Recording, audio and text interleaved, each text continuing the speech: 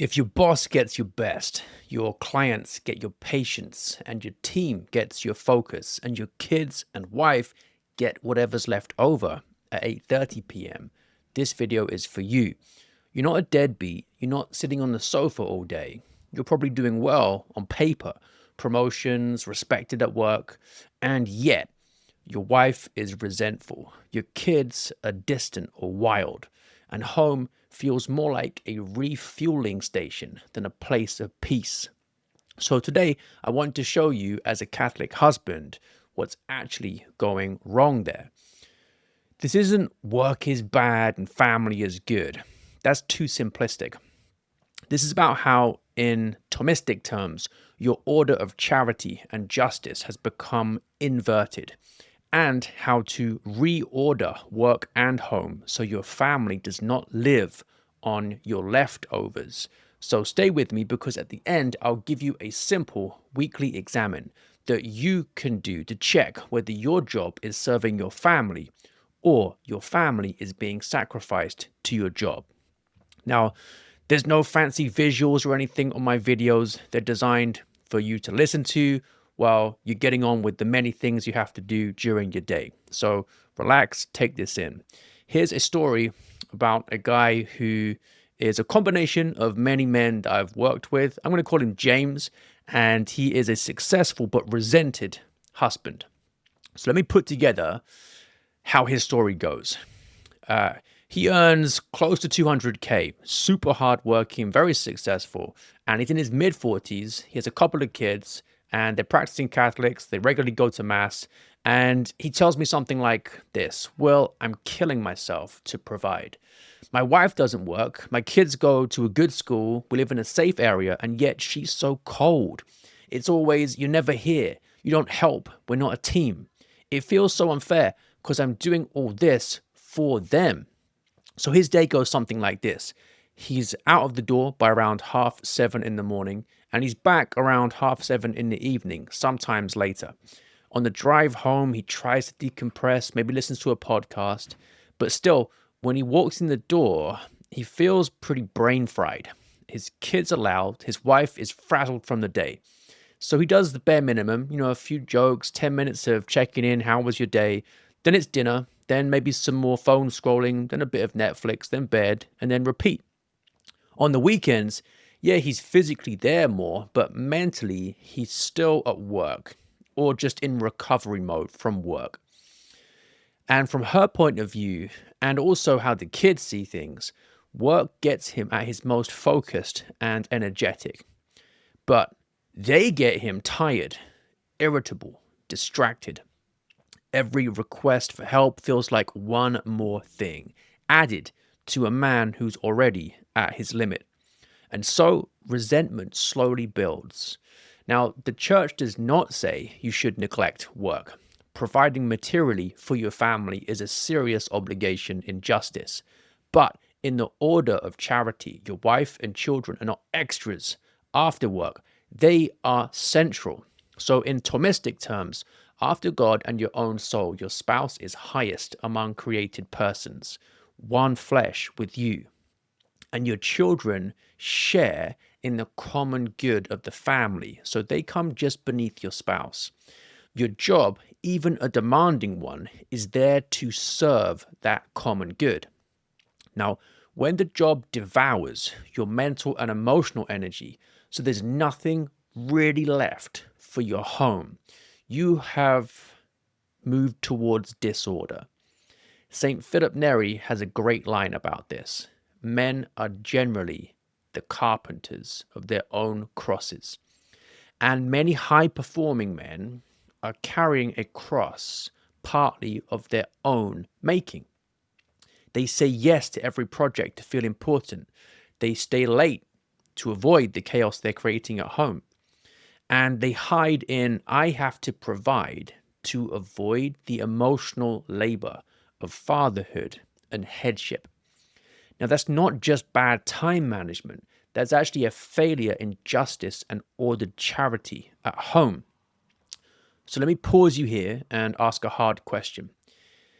Let's say your boss or your most important client watched a time lapse of your evenings and weekends for the last month, would he recognize the man he sees at the office? Or would he say, who is that checked out, moody, scrolling shell of you? Now, if that stings, stay with me, because you're about to see exactly why your wife feels like you love your job more than you love her and your family, even if you'd never say that, and also what to actually do about it. So let's think about why work is so attractive to men. This is where biology and psychology line up with what St. Thomas Aquinas says. So at work, you get clear goals, measurable wins, respect, and often female admiration from colleagues or clients. And you also get dopamine hits from progress and praise. At home, you get crying toddlers, moody teenagers, a wife who sees all your flaws, and problems that can't be fixed in a meeting. Your nervous system, understandably, finds work easier. So you slide without ever formally deciding to into giving your best discipline, patience, and self control to the place that rewards you most obviously. But notice what's happening morally. You exercise the virtues of prudence, justice, and fortitude towards strangers, and you withdraw them from the people who, in God's view, have the strongest claim on those virtues. So that's why your wife's resentment is not just emotional. There is often an objective injustice underneath it. Now, for wives, this is how it often feels. He always has energy for work calls, but never for bedtime. He'll stay late for his boss, but cuts me off after 5 minutes. I get the crumbs, the worst of him. Now, she doesn't necessarily want you to quit or to earn less.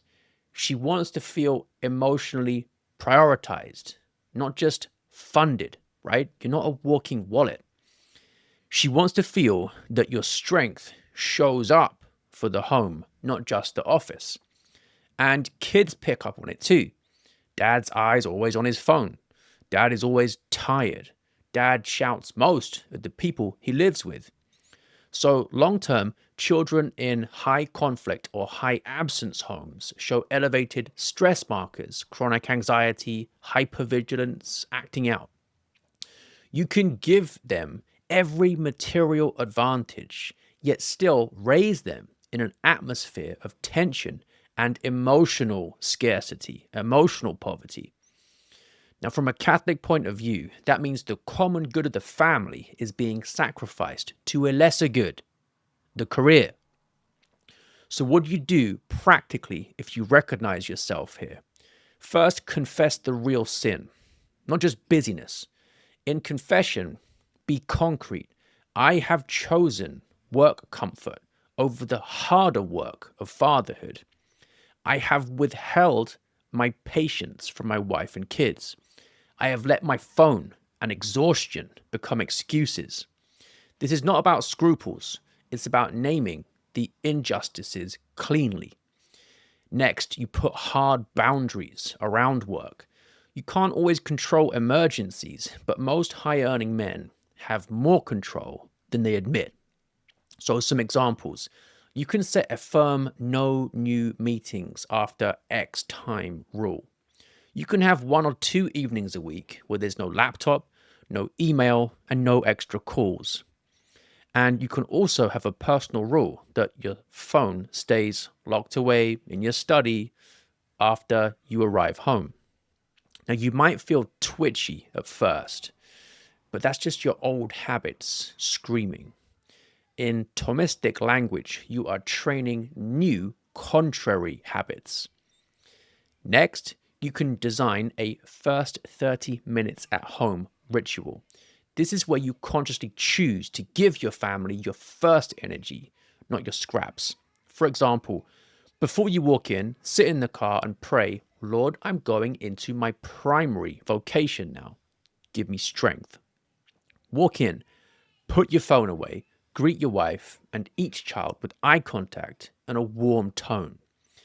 Then for 30 minutes, you are fully present. No work talk, no email, no scrolling. Do that every day for a month and watch what happens to the atmosphere. The next thing you can do is share the load honestly.